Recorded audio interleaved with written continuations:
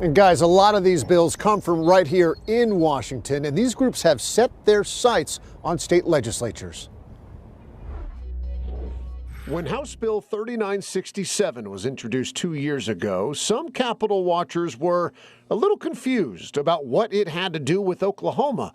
The bill, which Governor Kevin Stitt signed a few months later, prohibits the state from contracting with companies that advocate for boycotts or sanctions against Israel. A national investigation from USA Today and the Center for Public Integrity found Oklahoma lawmakers were among the nation's more prolific users of model bills from 2010 to 2018. The pro-Israel bill was one of them. One of its sources, the American Legislative Exchange Council, or ALEC, a highly influential pro-business group that pioneered the model legislation approach.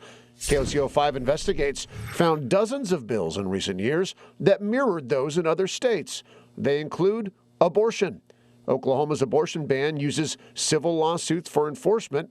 It is patterned after a Texas law that has spread to other states. Schools. The Manhattan Institute is one of the forces behind anti-critical race theory bills across the country, and Oklahoma's CRT ban shares some of the group's model language. 2 years ago, no state had a ban on trans athletes in girls' sports. Now more than a dozen do. Oklahoma's ban started out as minor changes to school finance laws. But 4 months later, a House committee replaced it with that ban language. The new language, yes, as I understand correctly, is an anti-trans in sports bill. This is not an anti-transgender bill at all. Voters may never know where the language came from. The author did not respond to our request for an interview, so we looked at bills in the 15 states with transgender sports bans. All are similar, and some are nearly identical to Oklahoma's law. Idaho was the first state to approve a ban. Idaho media pointed to an Arizona-based law firm, the Alliance for Defending Freedom. The group has fought gay and transgender rights in courts, so we reached out to ADF. The group would not agree to an interview. All of this raises a bigger question. If it's impossible to find out who's behind a high-profile effort like trans sports bans, how are voters to determine who's behind the thousands of bills their lawmakers consider every year? Representative Colin Walkie says he has the answer. The Oklahoma City Democrat would require legislators to explain where they got their ideas.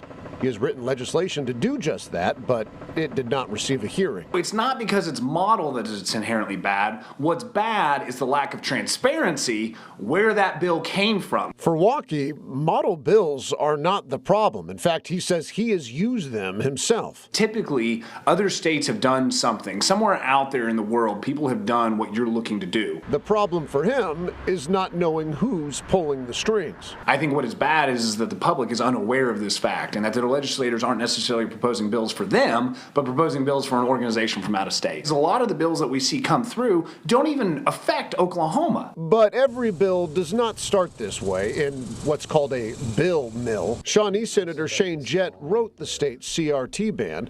He says his bill came from a phone call with a constituent right after he was elected. I said, "What's CRT?" And she said, "Critical race theory." And I said, "What is that?" And she goes, "Hold on. I'm going to send you some articles, you read them, and then call me back." I read the articles and I said, wow, this is terrible. He explains bills' tendency to pop up all at once as a response of like-minded people to things that they find objectable. Again, critical race theory. This has been an overshadowing imposition through curriculum, not legislation, for the purpose of changing the minds of the younger generation to adopt, conform to, and incorporate a new ideology. Senator Jett says it can be helpful to know who's behind ideas, up to a point. Ideas should be able to stand on their own. And I just want to make clear here, this is a strategy that is used by Democrats and Republicans, both sides of the aisle. There are plenty of bills that are written in this same form that Democrats are happy to use, but in Oklahoma, where things lean so heavily Republican, many of those bills that a Democrat would use would never get a hearing right there at the state capitol. We're live outside the U.S. Capitol in Washington, D.C. Evan Onstadt, KOCO 5 News.